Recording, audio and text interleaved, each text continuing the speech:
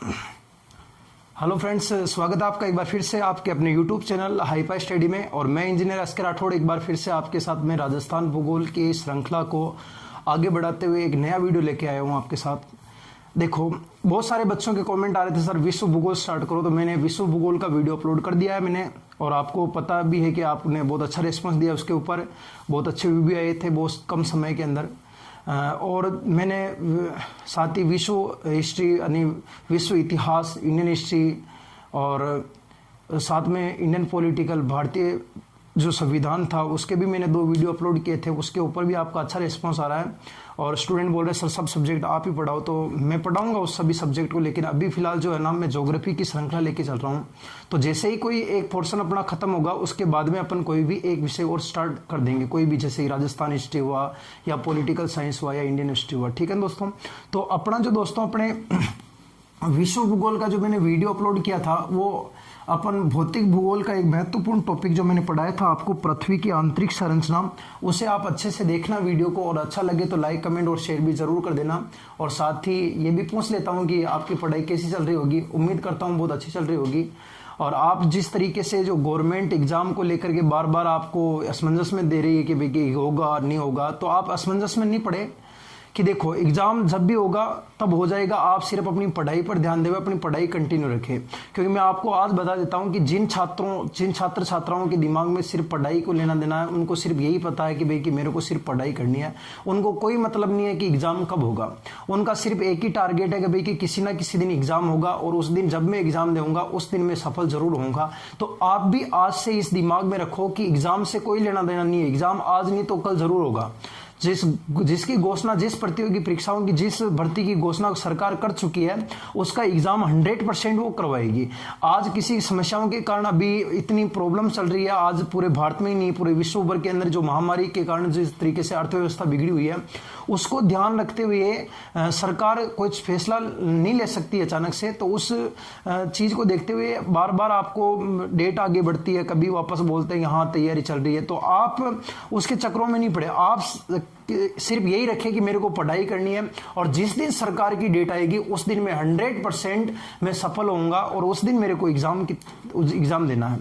तो आज नहीं तो कल जरूर एग्जाम होगा और आप उसमें जरूर सफलता अपनी हासिल करोगे। तो आज से सिर्फ आप अपने दिमाग में, बहुत सारे बच्चों के कमेंट आ रहे थे कि सर ये रीट होगी या नहीं होगी, सर राजस्थान पुलिस होगी या नहीं होगी, सर पटवार कब होगी। तो अरे आपके कोई लेना देना नहीं है। आप इन चीजों से व्यर्थ आप लोग दिमाग में बर्डन लेके घूम रहे हो। आप इस चीज का, आप एग्जाम कब होगा, एग्जाम कब होगा, अगर ये चीज आप अपने माइंड में रखोगे ना तो आप एग्जाम नहीं दे पाओगे, आप अपनी तैयारी कर ही नहीं पाओगे। आप सिर्फ अपनी तैयारी पर ध्यान दो, ना कि एग्जाम कब होगा। एग्जाम आज नहीं हुआ तो कल जरूर होगा, आज नहीं हुआ तो कल होगा और कल नहीं होगा तो परसों होगा, लेकिन होगा जरूर। ये एग्जाम इसी साल के भीतर होगा, इस साल नहीं होगा तो अगले साल जरूर हो जाएगा। लेकिन आपको साल भर के भीतर, आज से मैं कह देता हूं, चाहे रीट हो, चाहे राजस्थान पुलिस हो, चाहे पटवार हो, एक साल के भीतर आप सभी के जो भी आप किसी कंपटीशन की तैयारी कर रहे हो उसका एग्जाम जरूर करवा देगी। ये आशा उम्मीद लेकर के आप तैयारी करिए और बेझिझक आप अपना पूरा माइंड जितना भी है दूसरी बातों में ना भटका करके अपनी पढ़ाई को सुचारू रखें। कि आप सोच रहे होंगे लॉकडाउन लग गया हमारी पढ़ाई नहीं, अरे लॉकडाउन तो बहुत अच्छा लगा कि आपकी पढ़ाई में आपको कोई बाधा नहीं उत्पन्न हुई। आराम से घर पे बार बार क्या कोचिंगों के चक्कर में भटकते रहते हो। कोचिंग कर ली खूब, एक बार चले गए कोचिंगों में, बार बार कोचिंगों में क्या जाना है।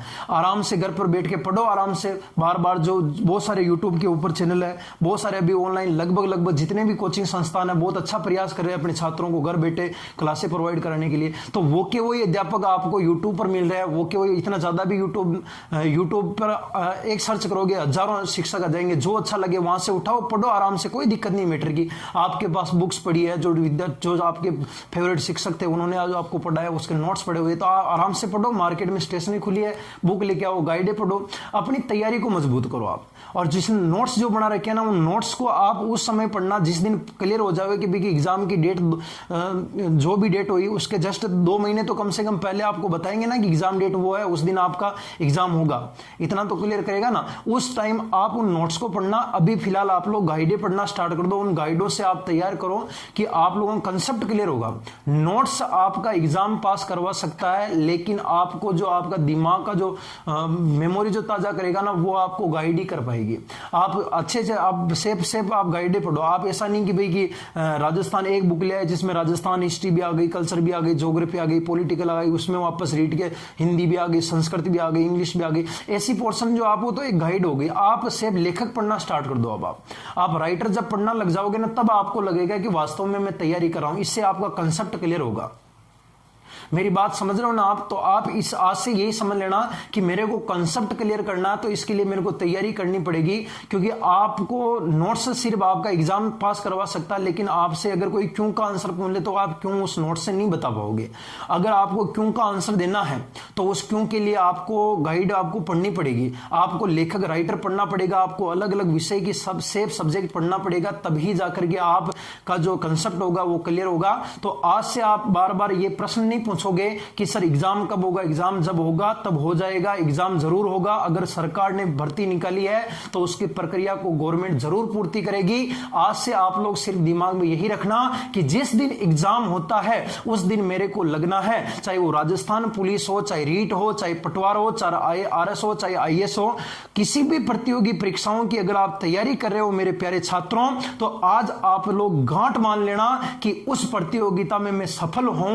और सफल होने के लिए आप एग्जाम की टेंशन लेना छोड़ दो, उस दिमाग से ही निकाल दो कि एग्जाम कब होगा। आप सिर्फ ये रखो कि एग्जाम एक ना एक दिन जरूर होगा, और उस भीतर उस समय अंतराल के भीतर मेरे को मेरी तैयारी को इतना मजबूत, मैं अपने आप को इतना परिपक्व मजबूत बना लूं कि मैं उसके योग्य बन जाऊं। और जिस दिन पेपर होगा, चाहे आज के 6 महीने बाद हो, चाहे आज के 7 महीने बाद हो, जिस टाइम में एग्जाम में फाइट करूं मैं एग्जाम को, उसी दिन मेरे को सफलता जरूर मिल जाए। तो आप सभी विद्यार्थी इस चीज को आप गौर करना थोड़ा सा, और आज से अपनी तैयारी को मजबूत करने में लग जाओ। आराम से घर पर बैठ के, कोई दिक्कत नहीं कि कौन क्या कह रहा, कौन, दुनिया है बोलती रहेगी, दुनिया खूब बोलेगी आपको। आज दुनिया, आप घर पर बैठे हो, कोई तैयारी कर रहा है तो बहुत सारे गली के लोग भी बोलेंगे कि भाई कि कुछ नहीं करता, पूरा दिन भर पढ़ाई का बहाना लेके बैठा रहता। तो आप उन चीजों को नेगलेक्ट कर दो, क्योंकि अभी जब आप ठाले बैठे हो ना, आप जिस टाइम अभी काम नहीं कर रहे हो ना, तो आप लोगों को दुनिया बोलेगी। क्योंकि देखो, मैं खुद ही, जैसे कि अभी मेरा खुद का एग्जाम्पल देता हूं, मैं खुद जब पढ़ा रहा था, मैं जब कोचिंग संस्थान चल रही थी, तब मेरे को अच्छा लग रहा था कि मैं हाँ कमा रहा था। जब आज मैं घर पर बैठ गया हूं, आज मैं कुछ नहीं कर रहा हूं, आज संस्थान बंद, आज कुछ नहीं बैठा हूं, मैं घर पर ही बैठा हूं, तो आज दुनिया बोलती है, बोलने दो उसको कि भाई कुछ नहीं करता, पूरा दिन घर पर बैठा। तो क्या करें, परिस्थिति ऐसी है। तो आप अपनी परिस्थिति को अपने अनुकूल बनाए, आप अपने माइंड के ऊपर काम करें, ना कि दूसरों की बातों पर ध्यान देवे। मेरा कहने का मतलब सिर्फ यह है कि आपको दुनिया बहुत सारी बोलेगी, क्योंकि दुनिया के दो ही मुंह होते हैं। क्योंकि दुनिया आपको बोलेगी कि अगर आप लोग जॉब कर रहे हो तो जॉब करने से पहले अगर आप लोग गलत जॉब में लगे तो आपके जो भी आपको जो रिलेटिव जो भी आदमी बोलेगा वो बोलेगा कि अगर थोड़ी पढ़ाई कर ले तो बंदो, तो आज ढंग को जॉब कर रखे हो तो, ठीक है ना। और अगर आप पढ़ाई करने बैठ गए तो वो की वही दुनिया आपको वापस बोलेगी कि पूरा दिन भर पढ़ाई करना रहता है, क्योंकि काम धंधो तो कुछ हो ही को नहीं, तो बुढ़ो हो गए थे। तो दुनिया दो ही बातें बोलेगी आप, ठीक है ना। तो आप उस बातों को गौर मत करिए, आप उसको नेगलेक्ट कर दो। आपको सिर्फ यही रखना कि मेरे को मेरा लक्ष्य कैसे प्राप्त करना है। अगर हाथी निकलता ना, तो गली में बहुत सारे जो भी अपने छोटे छोटे जानवर होते हैं ना, वो खूब सारे बोलते रहते हैं। आप उनके बातों में ध्यान ना दो, आप सिर्फ अपनी पढ़ाई को कंटिन्यू रखो। और इसी के साथ मैं आपको कहना चाहता हूं कि खुश रहा करो से यार, कुछ नहीं लेके जाना, ठीक है ना। आज अपना टॉपिक स्टार्ट करते हैं। अपने राजस्थान का भौतिक प्रदेश चल रहा था, और राजस्थान के भौतिक प्रदेश के अंदर देखो दोस्तों, अपने पढ़ रहे थे दोस्तों मेरे विद्वान साथियों, अपने राजस्थान का भौतिक प्रदेश, राजस्थान का भौतिक प्रदेश पढ़ रहे थे। और राजस्थान के जो भौतिक प्रदेश थे दोस्तों, मैंने आपको बताया था कि राजस्थान के भौतिक प्रदेशों को कितने भागों में बांटा था आपने, तो बराबर 4 भागों में बांटा था, ठीक है ना। यहां तक क्लियर हो चुका था। 4 भाग में आपको मैंने एक भाग बता भी दिया था शायद, अपने मरुस्थल, वो मरुस्थल मैंने आपको पूरा बता दिया, ठीक है ना, कुछ नहीं बचा है, ठीक है ना। आप कोई भी लेखक पढ़ोगे, कोई भी गाइड पढ़ोगे ना, वो आपकी उसके अलावा आपके सामने कुछ नहीं आएगा। और हाँ आएगी, 2-3 बातें न्यू आ सकती, 2-3 बातें कम भी आ सकती, 2-3 बातें ज्यादा। लेकिन जहां तक मेरे को पता है, मैंने मरुस्थल के सामने जितनी भी मेरे पास में फैक्ट थे, जितना मेरे पास में था, मैंने आपको बता दिया है। तो इसी के साथ अपन राजस्थान का भौतिक प्रदेश का जो दूसरा भाग था, जिसका नाम था दोस्तों अपने क्या, तो उसका नाम था अपने अरावली। उस चीज को आज अपन पढ़ना स्टार्ट करते हैं दोस्तों, अरावली को, ठीक है ना। आज अपना राजस्थान का भौतिक प्रदेश का 2nd नंबर का पार्ट चलेगा दोस्तों, जिसका नाम है अपने अरावली। ये 4 भागों में से एक महत्वपूर्ण भाग है राजस्थान के भौतिक प्रदेशों में, जो जहां से प्रश्न लगभग हर एक एग्जाम में अधिकतर पूछा ही जाता है। ये आपको अच्छे से पढ़ना, तभी आपका कंसेप्ट क्लियर होगा। दोस्तों ध्यान देना, बोर्ड के ऊपर देखना, इधर सुनना। सबसे पहले दोस्तों मैं अगर अरावली की बात करता हूं ना, तो देखो जिस तरीके से मैंने आपको बताया था कि मरुस्थल किसका अवशेष था, 33 सागर, उसी प्रकार से अगर आपको कोई पूछे दोस्तों कि अरावली जो है ना, ये अरावली अपने अवशेष किसका है, ठीक है ना, तो अरावली जो अवशेष है दोस्तों वो अपने किसका अवशेष है, अपने तो अरावली अपने गोंडवाना लैंड का अवशेष है। भाई बताओ दोस्तों अरावली किसका अवशेष है, गोंडवाना लैंड का। यानी कि गोंडवाना लैंड क्या है, इसका मैंने एक वीडियो अपलोड किया था। गोंडवाना लैंड एक भूभाग था, अपने एक महान भूभाग था अपने अंगारा लैंड और गोंडवाना लैंड, जो पेंजिया का टूटा हुआ एक टुकड़ा था दक्षिणी भाग का, वही गोंडवाना लैंड है। इस गोंडवाना लैंड से बनी हुई है पर्वतमाला कौन सी, अरावली। यानी कि दोस्तों अरावली जो है ना, ये अरावली पर्वतमाला अपने अवशेष तो किसका है, गोंडवाना लैंड का। और इस अरावली का अगर आपको कोई पूछता है दोस्तों कि निर्माण कौन से काल में हुआ है, तो इस अरावली का मेरे विद्वान साथियों निर्माण जो हुआ है वो निर्माण हुआ मेरे विद्वान साथियों प्री कैम्ब्रियन काल में हुआ है। बताओ मेरे साथियों कौन से काल में हुआ इसका निर्माण, प्री कैम्ब्रियन काल में हुआ है। प्री कैम्ब्रियन काल का मतलब होता है कि आज से लाखों करोड़ों सालों पहले बन चुकी है अरावली, ऐसा नहीं कि कल बनकर के आज मैं आपको पढ़ा रहा हूं, ठीक है ना। यानी कि अरावली अपने गोंडवाना लैंड का अवशेष है और इस अरावली का निर्माण प्री कैम्ब्रियन काल में हुआ है। और अगर प्री कैम्ब्रियन काल में हुआ है तो इसको बताने वाला कौन था, तो मेरे विद्वान साथियों एक व्यक्ति था, जिस व्यक्ति का नाम था अपने एएम, और एएम हेरान नामक व्यक्ति था। क्या नाम था दोस्तों, एएम हेरान। ये व्यक्ति खुद हैरान हो, ठीक है ना, ये व्यक्ति खुद हैरान था और जाते जाते हमको हैरान करके चला गया और इसने कहा मेरे विद्वान साथियों की अरावली का निर्माण बताओ कौन से काल में हुआ है, प्री कैम्ब्रियन काल में। और इसी एएम हेरान के द्वारा, ध्यान रखना मेरे विद्वान साथियों, सन 1923 में बताया गया था कि अरावली का निर्माण बताओ कौन से काल में हुआ है, प्री कैम्ब्रियन काल में। और यह अवशेष किसका है, गोंडवाना लैंड का। अरावली जो है ना ये अपने गोंडवाना लैंड का अवशेष है और इसका निर्माण प्री कैम्ब्रियन काल में हुआ है। और किसने बताया था, एएम हेरान ने। और कब बताया था, 1923। और ये जो अरावली है ना दोस्तों, ये अरावली संपूर्ण विश्व की सबसे प्राचीन वल्लित पर्वतमाला है। अरावली संपूर्ण विश्व की सबसे प्राचीन वल्लित पर्वतमाला है। और वल्लित पर्वतमाला का मतलब क्या होता है, इस चीज पर आप थोड़ा सा ध्यान देना कि अरावली विश्व की सबसे प्राचीन पर्वतमाला है, विश्व की सबसे, यानी कि संपूर्ण विश्व में, यानी संपूर्ण विश्व की सबसे प्राचीन मतलब सबसे पुरानी, इससे पुरानी और कोई है ही नहीं। सबसे पुरानी पर्वतमाला दोस्तों कौन सी होगी, अरावली, क्योंकि यह निर्माण कौन से काल में हुआ है, प्री कैम्ब्रियन काल में। इससे यह सिद्ध होता है प्री कैम्ब्रियन काल आज का नहीं, बहुत पुराना युग है। सबसे पुराना युग प्री कैम्ब्रियन काल है, पैसे पुराना, पैसे प्री कैम्ब्रियन, पैसे प्राचीन। अरावली संपूर्ण विश्व की सबसे प्राचीन वल्लित पर्वतमाला है। इस चीज पर ध्यान देना मेरे विद्वान साथी कि वल्लित क्या होता है, तो इस वल्लित का मतलब समझना। तो वल्लित का मतलब होता है मेरे विद्वान साथियों टेढ़ी मेढ़ी। कैसी दोस्तों, टेढ़ी मेढ़ी मोड़दार पर्वतमाला या टेढ़ी मेढ़ी मोड़दार को एक शब्द में आप लोग अगर बोलो मेरे विद्वान साथियों, तो बताओ आप लोग इसे क्या बोलोगे, अवशिष्ट पर्वतमाला भी बोल सकते हो। कि यह वल्लित का मतलब होता है टेढ़ी मेढ़ी मोड़दार पर्वतमाला, या बताओ मेरे विद्वान साथियों कौन सी होगी, अवशिष्ट पर्वतमाला होगी। यानी कि अरावली अपने अवशेष तो किसका है, गोंडवाना लैंड का। और इसका निर्माण किस काल में हुआ है, प्री कैम्ब्रियन काल में। और बताने वाले का नाम क्या था, एएम हेरान। और इस एएम हेरान नामक व्यक्ति ने कब बताया था, 1923।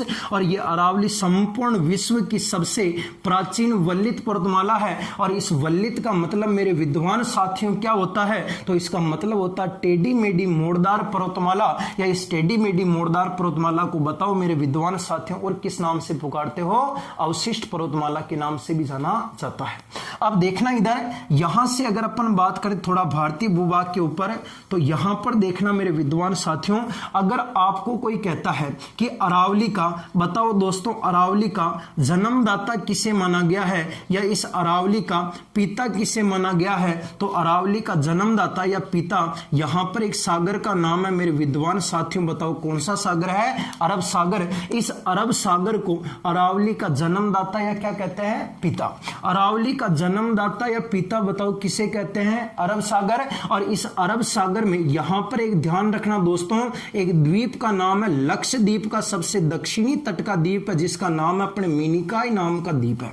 कौन सा द्वीप है, मिनिकॉय। इस मिनिकॉय नामक द्वीप से अरावली का उद्गम होता है, जबकि अरावली का जन्मदाता किसे कहते हैं, अरब सागर को कहा जाता है। क्लियर यहां तक। यानी कि अरावली का जन्मदाता या पिता तो कौन सा सागर है, अरब सागर। और द्वीप का नाम क्या है, मिनिकॉय। मिनिकॉय द्वीप लक्षद्वीप के दक्षिण में आता है, मालदीव के ऊपर आता है, यहां से अरावली का उद्गम होता है। और ध्यान रखना मेरे विद्वान साथियों, यहां से अरावली पर्वतमाला चलना प्रारंभ करती है और यहां से सागर से निकलने के बाद ध्यान रखना, ये अपने मिनिकॉय से निकली अरब सागर से, और निकलने के बाद आप देखो यहां पर ये आपके भारत में प्रवेश कर रही है। जहां से भारत में प्रवेश करती मेरे विद्वान साथियों, ध्यान रखना वहां पर स्थान का नाम क्या है, तो वहां पर स्थान का नाम है अपने खेड़ ब्रह्मा। कौन सा स्थान है दोस्तों, खेड़ ब्रह्मा। और ये खेड़ ब्रह्मा नामक जो स्थान है विद्वान साथियों, ये आपके बताओ कहां पर लगता है, पालनपुर के अंदर। और पालनपुर नामक स्थान जो है दोस्तों, ये आपके बताओ कौन से राज्य में लगता है, गुजरात। यानी कि भारत में प्रवेश होता खेड़ ब्रह्मा, पालनपुर नामक स्थान बताओ कौन से राज्य में है, गुजरात। इस खेड़ ब्रह्मा पालनपुर गुजरात से अरावली भारत में प्रवेश करती है और यहां से निकलने के बाद गुजरात के बाद राजस्थान में जाती है, राजस्थान के बाद हरियाणा में जाती है, और हरियाणा के बाद अंतिम स्थान देखो पहला राज्य कौन सा होगा, गुजरात। और गुजरात के बाद मेरे विद्वान साथियों बताओ दूसरे नंबर का राज्य कौन सा होगा, राजस्थान। और राजस्थान के बाद में विद्वान साथियों तीसरा कौन सा होगा, हरियाणा। और हरियाणा के बाद आपको लास्ट में यहां पर एक पहाड़ी मिलेगी, रायसीना नाम की पहाड़ी। बताओ पहाड़ी का नाम क्या है, रायसीना की पहाड़ी। बताओ विद्वान साथियों पहाड़ी कौन सी है, रायसीना की पहाड़ी। और ये रायसीना की पहाड़ी के ऊपर आपका एक भवन बना हुआ है और उस भवन का नाम है मेरे विद्वान साथियों राष्ट्रपति भवन। और राष्ट्रपति भवन बताओ दोस्तों सभी को पता है कि कहां पर लगता है, दिल्ली। इस रायसीना की पहाड़ी राष्ट्रपति भवन दिल्ली, ध्यान रखना रायसीना की पहाड़ी राष्ट्रपति भवन दिल्ली। और इस रायसीना की पहाड़ी राष्ट्रपति भवन दिल्ली में जाकर के बताओ मेरे विद्वान साथियों अरावली का क्या हो जाता है, अंत हो जाता है। बताओ दोस्तों क्या होता है, अंत। यानी कि अरावली सीधा सीधा ध्यान रखना, अरावली अपने विद्वान साथियों बताओ अवशेष तो किसका है, गोंडवाना लैंड का। अरावली गोंडवाना लैंड का अवशेष है, ध्यान रख लेना, रट लेना। साथ साथ में इसी क्लास में सीधा सीधा याद करके घर पे जाना, वरना मोबाइल को बंद मत करना, वीडियो को 3 बार देखना और लाइक कमेंट शेयर जरूर मार देना एक बार इससे, ठीक है ना। यानी कि अरावली मेरे विद्वान साथियों अवशेष तो किसका है, गोंडवाना लैंड का। और इस अरावली का निर्माण किस काल में हुआ है, प्री कैम्ब्रियन काल में। और ये बताने वाले का नाम क्या था, A.M. हेरान। और इसने कब बताया था, 1923। और अरावली संपूर्ण विश्व की सबसे प्राचीन वल्लित पर्वतमाला है, यह संपूर्ण विश्व की सबसे प्राचीन वल्लित पर्वतमाला है। और वल्लित का मतलब होता है टेढ़ी मेढ़ी मोड़दार या अवशिष्ट पर्वतमाला होती है, टेढ़ी मेढ़ी मोड़दार। इस तरीके से जैसे बेल होती है ना, बेल वल्लरी जिसे आप लोग बोलते हो, उस वल्लरी से मिलकर के बना शब्द वल्लित, यानी टेढ़ी मेढ़ी मोड़दार या अवशिष्ट पर्वतमाला। और इस अरावली का जन्मदाता, जन्मदाता का मतलब होता है पिता, जनक। इस अरावली का जन्मदाता या पिता किसे माना गया है, अरब सागर। अरब सागर में द्वीप कौन सा है, मिनिकॉय, जहां से अरावली का क्या होता है, उद्गम। और भारत में प्रवेश होता है खेड़ ब्रह्मा पालनपुर गुजरात। और अंतिम पहाड़ी का नाम है रायसीना की पहाड़ी राष्ट्रपति भवन दिल्ली। और ध्यान रखना अगर आपको कोई पूछे मेरे विद्वान साथियों कि अरावली का विस्तार वाले टोटल राज्य और केंद्र शासित प्रदेश कितने हैं, तो अरावली के विस्तार वाले राज्य तथा केंद्र शासित प्रदेशों की संख्या कितनी है, 4। बताओ कौन कौन से हैं, सबसे पहले नंबर का राज्य बताओगे दोस्तों कौन सा आएगा, गुजरात। और गुजरात के बाद में बताओ दोस्तों अगला राज्य कौन सा आएगा, राजस्थान। राजस्थान के बाद में अगला राज्य कौन सा आएगा, हरियाणा। और हरियाणा के बाद में एक केंद्र शासित प्रदेश है जिसका नाम क्या है, दिल्ली। यानी कि 4 राज्य राज्य केंद्र शासित मिलाकर के 4 है। जबकि अगर आपको केवल राज्य पूछे, अगर आपको पूछे कि अरावली का विस्तार वाले राज्य कितने हैं तो राज्य कितने बताओगे 3, और अरावली का पूछे विस्तार वाले बताओ केंद्र शासित, कौन से दोस्तों, केंद्र शासित प्रदेश कितने हैं तो अरावली का विस्तार वाला केंद्र शासित प्रदेश कितना बताओगे 1 है, और वो एक केंद्र शासित प्रदेश कौन सा है, दिल्ली। और राज्य कितने हैं 3, कौन कौन है, गुजरात, राजस्थान, हरियाणा, और केंद्र शासित कौन सा है, दिल्ली।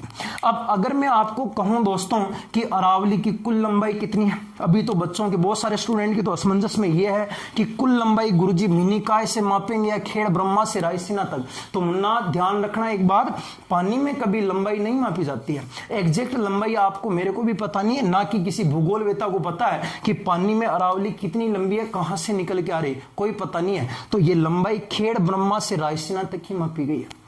आपको पूछेगा मेरे विद्वान साथियों कि अरावली की टोटल लंबाई कितनी किलोमीटर है, तो इस अरावली की कुल लंबाई ध्यान रखना दोस्तों 692 किलोमीटर आएगी। ये लंबाइयां आपकी अलग अलग किताबें अलग अलग लिखेगी, लेकिन कंफ्यूज मत होना, अरावली की लंबाई 692 किलोमीटर है।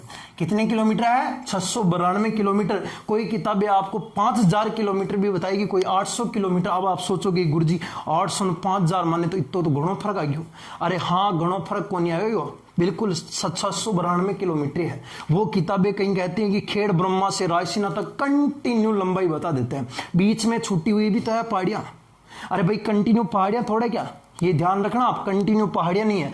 अरावली की कुल लंबाई 692 किलोमीटर है। जबकि आपको पूछेगा कि इस अरावली की बताओ औसत ऊंचाई कितने मीटर है, सभी चोटियों को मिलाने के बाद इसकी जो औसत ऊंचाई होगी मेरे विद्वान साथियों, वो बताओ कितने मीटर आएगी, 930 मीटर। कुल लंबाई कितने किलोमीटर है, 692 किलोमीटर, और इसकी औसत ऊंचाई कितने मीटर है, 930 मीटर। और सबसे ऊंची चोटी, सबसे इंपॉर्टेंट है, इसकी सबसे ऊंची चोटी कौन सी है, तो सभी को पता है, लगभग जितने विद्यार्थी कॉम्पिटिटिव एग्जाम की तैयारी कर रहे हैं, इतना बेसिक आपको नॉलेज होना चाहिए, आपको भी पता है और सभी विद्यार्थियों को भी पता होगा मेरे विद्वान साथियों की इसकी जो सबसे ऊंची चोटी है, उस ऊंची चोटी का नाम तो बताओ मेरे विद्वान साथियों, बताओ कौन सी होगी, गुरु शिखर होगी। बताओ कौन सी होगी, गुरु शिखर। और इस गुरु शिखर नामक चोटी राजस्थान के एक जिले में लगती है, और राजस्थान का वह जिला कौन सा है, सिरोही। और सिरोही जिले के अंदर इसकी ऊंचाई दोस्तों 1722 मीटर है, या इसकी ऊंचाई 1727 मीटर है। अब आप कहोगे गुरुजी आप दो बातें कैसे कर रहे हो, 1722 भी बता रहे हो और 1727 भी बता रहे हो, अब हम इसमें से सही कौन सी करें। तो मुन्ना एक बात ध्यान रखना मेरे वीरे कि इसकी ऊंचाई 1722 भी है, 1727 भी है। क्योंकि जब आप माउंट आबू जाते हो दोस्तों, तो वहां पर देखते हो कि आपको एक पहाड़ी मिलेगी, इस पहाड़ी की ऊंचाई 1722 मीटर है, और इस पहाड़ी पर एक मंदिर बना हुआ है, और मंदिर के ऊपर एक घंटा लगा हुआ है। इस मंदिर तथा घंटे की ऊंचाई 5 मीटर है। जब 1722 में इस 5 मीटर को जोड़ते हैं, तब आंसर 1727 मीटर आता है। यानी कि कंफ्यूज क्लियर हो गया होगा आपका। यानी 5 मीटर का तो मंदिर है, 1722 मीटर की पहाड़ी है, दोनों को जोड़ने के बाद 1727 मीटर है। ये एग्जाम में दोनों कभी साथ में आएगा ही नहीं, हाँ कभी नहीं आएगा, क्योंकि पहले आता था इसे। एक बार पूछा था कि भाई चित्तौड़गढ़ दुर्ग का निर्माता कौन है, तो वहां पर चित्रांगद मौर्य भी दे दिया और चित्रांग मौर्य भी दे दिया। अब एग्जाम में अब जो गाइड जो लिखती है ना, अभी किसी को कन्फर्म ही नहीं है कि चित्रांगद है या चित्रांग मौर्य है, जबकि दोनों ही आते हैं ओबली करके, चित्रांगद या चित्रांग मौर्य आता है, ठीक है ना। अब उसने किसी ने सही मान लिया कि चित्रांगद मौर्य है। अब छात्रों को कोई तो चित्रांगद करके आ गया, कोई चित्रांग मौर्य करके आ गया, अब कंफ्यूज हो गया, आगे रेड लग आगे, ठीक है ना। फिर वो भर्ती अटक गई। फिर सरकार ने पूछा कि यार कि पेपर बनाने वालों को जब तुमको खुद को ही पता नहीं कि इसका सही आंसर क्या है, चित्रांगद है या चित्रांग मौर्य, तो ऐसे प्रश्न जो कंफ्यूज वाले होते हैं वो देते ही क्यों हो, ठीक है ना। तो अब ऐसा कंफ्यूज, या तो ये आ गया तो ये नहीं आएगा, ये आ गया तो ये नहीं आएगा। और ध्यान रखना इनकी ऊंचाई कहीं बार आपको फुट में भी पूछी जा सकती है, तो फुट में कितनी होती है आप कमेंट करके बताओगे, ठीक है ना। आपको थोड़ा सा हिंट दे देता हूं मैं, 1 मीटर में 3.3 फीट होते हैं। 1 मीटर में दोस्तों, एक जो मीटर होता है उस 1 मीटर में 3.3 फीट होते हैं। ये एग्जाम में अभी निकली हुई बीएसटीसी और पीटीईटी में 2 बार पूछा जा चुका प्रश्न है कि इसकी गुरु शिखर की ऊंचाई बताओ फीट में कितनी होगी। तो 1 मीटर में 3.3 फीट होते हैं। भाग लगा देना दोस्तों 1722, सॉरी गुणा कर देना, मल्टीपल कर देना 1722 को 3.3 से, 1727 को 3.3 से, जो ऊंचाई आएगी आपके बताओ किस में आ जाएगी, फीट में आ जाएगी। तो यानी कि अरावली की सबसे जो ऊंची चोटी है दोस्तों वो कौन सी है, गुरु शिखर, जो कहां पर है मेरे विद्वान साथियों, सिरोही, और ऊंचाई कितने मीटर है, 1722 या 27 मीटर है। ध्यान रखना एक बात मेरे विद्वान साथियों, कई बार पूछा गया है कि इस अरावली पर ये जो गुरु शिखर है दोस्तों, कई बार एग्जाम में पूछा गया है, जो गुरु शिखर है, इस गुरु शिखर पर चढ़ने वाले व्यक्ति का नाम था कर्नल जेम्स टोड। क्या नाम था दोस्तों, कर्नल जेम्स टोड। और इस कर्नल जेम्स टोड ने इस गुरु शिखर को 2 नामों से पुकारा था। एक तो नाम दिया था कर्नल जेम्स टोड ने इस गुरु शिखर को संतों का शिखर।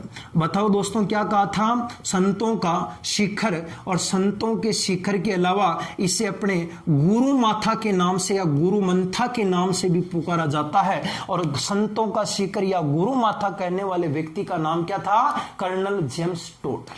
क्या नाम था, कर्नल जेम्स टोड। और इस कर्नल जेम्स टोड ने गुरु शिखर को कहा था संतों का शिखर और गुरु माथा कहा था। जबकि ध्यान रखना इस गुरु शिखर के अलावा कर्नल जेम्स टोड ने जो अपना आबू पर्वत था, बताओ दोस्तों कौन सा पर्वत था, आबू पर्वत। उस आबू पर्वत को इसने कहा था हिंदू ओलंपस के नाम से पुकारा था।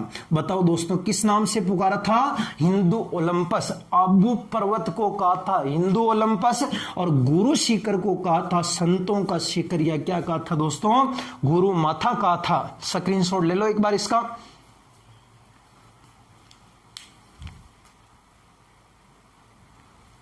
तो देखना एक बार वापस फिर से देखो, सबसे पहले आपको पता होना चाहिए दोस्तों कि अरावली पढ़ रहे हैं, और ये अरावली मेरे विद्वान साथियों बताओ अवशेष तो किसका है, गोंडवाना लैंड का। और इस अरावली का निर्माण बताओ किस काल में हुआ है, प्री कैम्ब्रियन काल में। और बताने वाले का नाम क्या था, A.M. हेरान। और इस A.M. हेरान के अलावा द्वारा कब बताया गया, 1923। और ये अरावली जो है ये संपूर्ण विश्व की सबसे प्राचीन वल्लित पर्वतमाला, वल्लित संपूर्ण विश्व की सबसे प्राचीन वल्लित पर्वतमाला है। और वल्लित का मतलब क्या होता है, तो वल्लित का मतलब होता है टेढ़ी मेढ़ी मोड़दार पर्वतमाला, या बताओ कौन सी होगी, अवशिष्ट पर्वतमाला होगी। टेढ़ी मेढ़ी मोड़दार या अवशिष्ट पर्वतमाला होगी। और इस अरावली का जन्मदाता या पिता कौन सा है, अरब सागर। और यहां पर द्वीप का नाम क्या होगा, मिनिकॉय। और इसका भारत में प्रवेश कहां होता है, खेड़ ब्रह्मा पालनपुर गुजरात। बोलो मेरे साथ में एक बार, खेड़ ब्रह्मा पालनपुर गुजरात, खेड़ ब्रह्मा पालनपुर गुजरात। 2-3 बार बोलो, आराम से याद हो जाएगा। रट्ठो रट्ठो रट्ठो सीधा, खेड़ ब्रह्मा पालनपुर गुजरात। और अंतिम पहाड़ी का नाम क्या है, रायसीना की पहाड़ी। यहां पर भवन कौन सा है, राष्ट्रपति भवन। और ये कहां पर है, दिल्ली एक केंद्र शासित प्रदेश है। और इसके विस्तार वाले राज्य कितने हैं, 4। कौन कौन से हैं, गुजरात, राजस्थान, हरियाणा और दिल्ली। और यहां पर राज्य 3 है और केंद्र शासित कितने हैं, 1। और यहां पर इसकी टोटल लंबाई कितने किलोमीटर है, 692। और इसकी औसत ऊंचाई कितने मीटर है, 930। और सबसे ऊंची चोटी कौन सी है, गुरु शिखर, जो कौन से जिले में लगती है, सिरोही। और इसकी ऊंचाई दोस्तों बताओ कितने मीटर होगी, 1722 या 27 मीटर होगी। और इस गुरु शिखर पर चढ़ने वाले व्यक्ति का नाम क्या था, कर्नल जेम्स टोड। याद आया कुछ, घोड़े वाले बाबा, इतिहास के जनक कहते हैं। और इस कर्नल जेम्स टोड ने इसे कहा था संतों का शिखर और इसे कहा था गुरु माथा। जबकि आबू पर्वत को इस व्यक्ति ने कहा था हिंदू ओलंपस कहा था दोस्तों। ठीक है दोस्तों, तो इसका जो अपना पहला पार्ट है अपने अरावली का, थोड़ा इस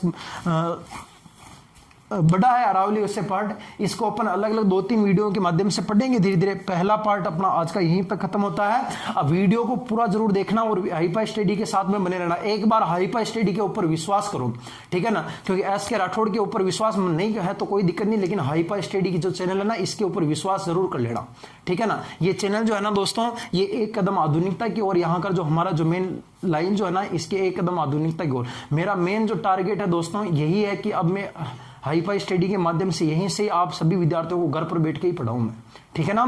तो आप एक बार अगर वीडियो अच्छा लगे तो लाइक कमेंट शेयर जरूर कर देना, और हाँ, चैनल को सब्सक्राइब करना ना भूले अभी तक, और आप बेल आइकन को प्रेस भी जरूर कर देना, ताकि जैसे ही हमारा वीडियो इधर से अपलोड होगा उधर आपके मोबाइल में घंटी बजेगी, और जैसे ही आप पढ़ोगे आपके दिमाग में बजेगी घंटी, और जैसे ही घंटी बजेगी एग्जाम दोगे, और फिर तो बजने वाले पूरी जिंदगी में घंटे ही घंटे। ठीक है दोस्तों, मिलते हैं अगले वीडियो में।